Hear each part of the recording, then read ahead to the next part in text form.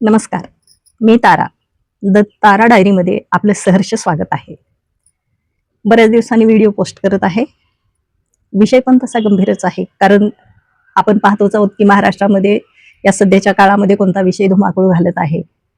आणि विशेष स्वागताची बाब म्हणजे आनंदाची बाब फक्त त्यामध्ये एक आहे की बीजेपी सरकारने अत्यंत चांगला निर्णय घेऊन या भोंदू बाबांना खूप पटापट उचलण्याचं काम केलेलं आहे. आणि महाराष्ट्र शिवछत्रपतींचा वारसा असलेलं महाराष्ट्र, रयतेचं राज्य असलेलं महाराष्ट्र, शिवाजी महाराज, शाहू महाराज, महामानव विश्वरत्न डॉक्टर बाबासाहेब आंबेडकर, ज्योतिराव फुले, साधू संतांची ही पवित्र भूमी. आणि ह्या पवित्र भूमीमध्ये असे काही महाभाग आहेत. हा जो भोंदू बाबा आहे खरा, आणि किती विश्वासानं त्यांच्याकडे गेल्या असतील की आपलाच आहे, चला तो काहीतरी सोल्युशन सांगेल, आपल्या जे समस्या आहेत त्यावर तो काहीतरी मार्ग देईल आणि आपण त्या चांगल्या प्रकारे परिस्थिती चांगली होईल, किंवा सगळे चांगले दिवस येतील, किंवा एखाद्या वेळेस मुलीचं लग्न होत नसेल, स्थळ जमत नसेल, घरी व्यवस्थित नसेल, नोकरी पाण्याचं असेल, रोजगाराचं असेल, किंवा काही सत्तेमध्ये काही त्यांची कामं असतील, हे असे अनेक प्रकार असू शकतात. पण प्रश्न हा आहे की या अशा अंधश्रद्धेवर महिलांनी कितपत विश्वास ठेवायचा. ठीक आहे, महिला या स्वभावाने सॉफ्ट असतात किंवा कोमल मनाच्या असतात, पण तिथे जाऊन फारच भयंकर प्रकार त्यांच्यासोबत घडलेला आहे. त्यांच्या कोमल मनाचा खूप त्याने गैरफायदा घेतलेला आहे. हे जेव्हा हा प्रकार सगळ्या प्रसार माध्यमांनी दाखवला, अक्षरशः मला वाटतं महाराष्ट्रामध्ये काय सगळीकडेच प्रत्येक चॅनलवरती, प्रत्येक मीडियावरती फक्त आणि फक्त तोच विषय होता, फक्त तो विषय.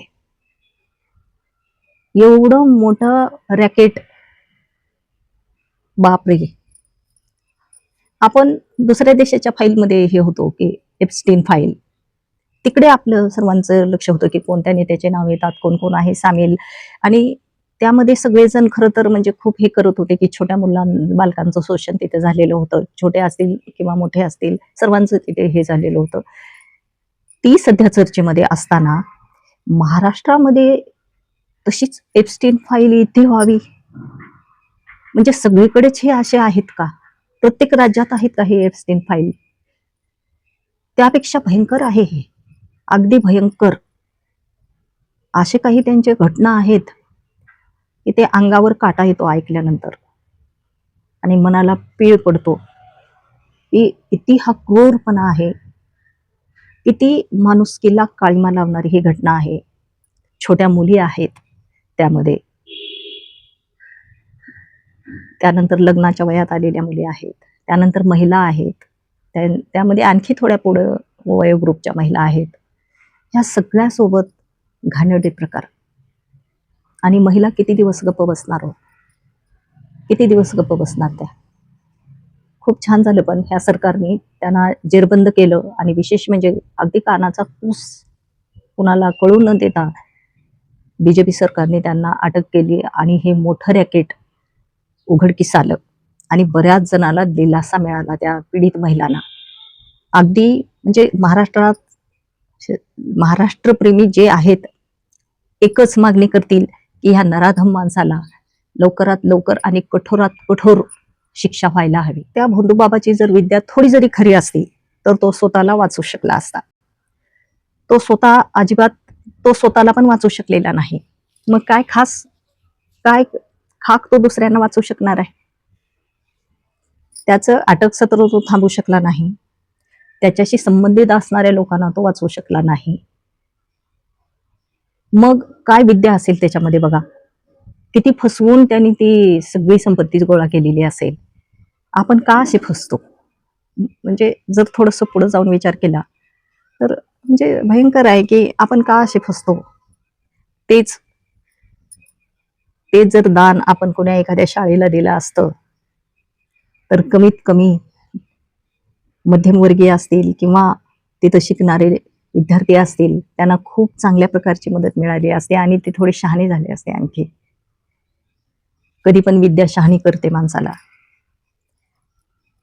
मला हे पण सांगावं वाटतं, माता भगिनी ज्या असतील, ज्या लेडीज असतील किंवा जेंट्स पण आहेत तिथे जाणारे, गेलेले आहेत काही लोक त्या भोंदूबाबाकडे. तर त्याला तुम्ही हे असे महाराष्ट्रामध्ये हे असे नालायक लोक त्यांना तुम्ही पोसता आणि मोठं करता. त्याऐवजी तुम्ही काहीतरी पुण्यकर्म, स्वतःचं कर्म चांगलं होईल असं काहीतरी काम करा. आणि तुम्ही जी निधी देता, मदत देता, जमिनी देता, वाटेल काय काय देता, ती जर मदत तुम्ही सामान्य लोकांना, गोरगरिबांना दिली, तुमचं कर्म आपोआप सुधारणार आहे तिथे. आणि जे तुमचे कामं होणार नाहीत ते पण होणार आहेत, बिकॉज ऑफ ओनली कर्मा.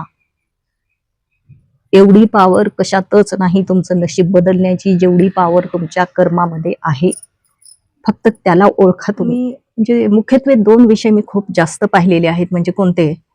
म्हणजे मोस्टली पालकांचं कसं असतं, अलीकडे काय झालेलं आहे, म्हणजे 2 प्रश्न खूप जास्त डोकं वर काढत आहेत. सध्या नोकरींची थोडीशी शॉर्टेज आहे. नोकऱ्या, उद्योगधंद्याला थोडंसं म्हणजे वातावरण हे नाही, अनुकूल नाही आहे सध्या. लागत नाहीयेत. अनेक जण बेरोजगार आहेत.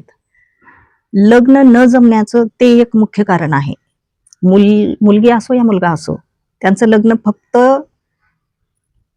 म्हणजे मुलाच्याही इच्छा, म्हणजे त्यांच्या अपेक्षा वाढलेल्या आहेत की मुलगी कशी असावी, आणि मुलाच्याही वाढलेल्या आहेत, मुलीच्याही वाढलेल्या आहेत की मुलगा कसा असावा, कितपत कमावणारा असावा. आणि हे पण एक प्रमुख कारण आहे की तुमचे लग्न जमत नाहीयेत. आणि दुसरं पण त्याला कारण असं आहे की एज्युकेशन वगैरे आणि ह्या शोधण्यामध्ये, निवडीमध्ये तुमचं एज पुढे पुढे जात आहे. आणि एज वाढत गेल्यामुळे लग्न जमण्यावर परिणाम होतो. आणि तेच सध्या सुरू आहे. मुलाचं असेल किंवा मुलीचं असेल, भरपूर एज सध्या झालेले आहेत आणि तरी देखील लग्न जमत नाहीत. मग याचा अर्थ असा नाही की तुम्ही भोंदूबाबाचा किंवा कुण्या महाराजांचा सहारा घ्यायचा आणि त्याला सगळे प्रॉब्लेम सांगायचे. मग तो काय करणार आहे? त्याला हे सगळं माहिती आहे, कारण का जमत नाहीत, काय नाही काय नाही, सगळं माहिती असतं त्यांना. कारण परिस्थिती, जे जे मेन प्रॉब्लेम आहेत ते पहिलंच अभ्यास असतो त्यांना, आणि आपण वेड्यासारखे जातो त्यांच्याकडे. मग आता लग्न ह्या कारणामुळे जमत नाही. वय, कमाई आणि बेरोजगारी. बेरोजगारला तर कोणी मुली करून नाही घेणार, हा प्रश्न राहिला. बरं, यापुढे जाऊन समजा थोडं उशिरा लग्न झालं, मग उशिरा लग्न झाल्यानंतर काही काहींना मुलं होण्याला प्रॉब्लेम असतो. कारण योग्य वयामध्ये लग्न झालं तर मुलं होण्याचे चान्सेस वगैरे असतात. आणि एज ऑलरेडी जास्त झालेला असेल तर काय होणार मूल? मग त्याला इलाज आहे, सोल्युशन आहे. पण ते सोल्युशन हॉस्पिटल्स, चांगले हॉस्पिटल्स अवेलेबल आहेत आपल्या महाराष्ट्रामध्ये, तिथे तुम्ही दाखवायला पाहिजे. म्हणजे एक तर मूल न होणे आणि लग्न, हे 2 गंभीर प्रश्न आहेत आणि याचा फायदा बरोबर हे बंधू लोक घेत आहेत. मग आता मूल जर होत नसेल तर तुम्ही वैद्यकीय सल्ला घेणं अत्यंत आवश्यक आहे. आणि अगोदरच्या सारखं आता राहिलेलं नाहीये. टेस्ट ट्यूब बेबी असेल, आणखी काही असेल, सरोगसी असेल किंवा आणखी काही मार्ग आहेत त्यामध्ये, ते वैद्यकीय सल्ला घेऊन तुम्हाला आई वडील होता येतं.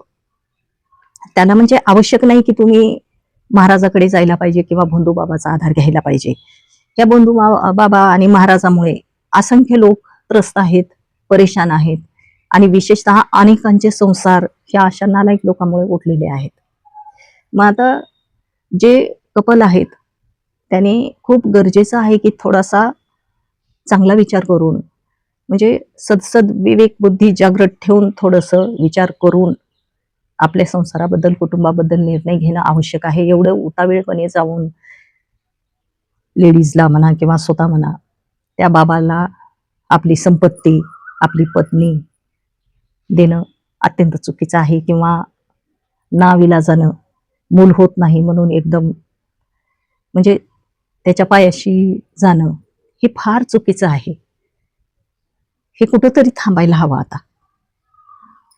व्हिडिओ जर आवडला असेल तर लाईक, सबस्क्राईब आणि कमेंट करायला अजिबात विसरू नका.